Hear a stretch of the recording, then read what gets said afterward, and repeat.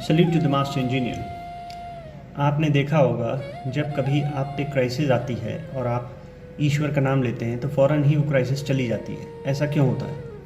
ऐसा इसलिए होता है कि क्राइसिस में आपका माइंड डेबिलिटेट हो जाता है, यानी शिथिल पड़ जाता है, कमज़ोर हो जाता है। ये वही माइंड है जो अभी कुछ देर पहले आपको बता रहा था कि मैं खुदा से कम नहीं हूँ, मैं इन कंट्रोल हूँ, मैं बहुत कॉन्फिडेंट हूँ, ये हूँ वो हूँ। ट्रबल आने पे ये बिल्कुल शिथिल पड़ जाता है। शिथिल पड़ने से क्या होता है, ये अपनी कॉन्स्टिट्यूशनल पोजीशन पे आ जाता है, यानी रियल पोजीशन पे, अपने फॉल्स ईगो को छोड़ के। आपकी रियल पोजीशन क्या है? That you are the servant of God. ठीक है, इस मेंटल स्टेट में जब आपको भगवान देखते हैं तो उन्हें अपने भक्त पे, अपने सर्वेंट पे दया आती है और वो मदद भेजते हैं या स्वयं आते हैं मदद करने को।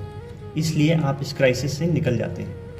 अगर ये एटीट्यूड लाइफ लॉन्ग हम रखें, यानी अपने मन को डेबिलिटेट करें, हर समय अपनी कॉन्स्टिट्यूशनल पोजीशन में रहें, तो आप पे कोई ट्रबल आएगी ही नहीं, और अगर आएगी तो फ़ौरन ही उसे ईश्वर रिजॉल्व कर देंगे।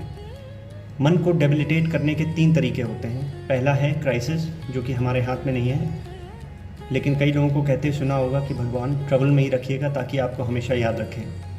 दूसरा है डिजीज़ और तीसरा है मेडिटेशन।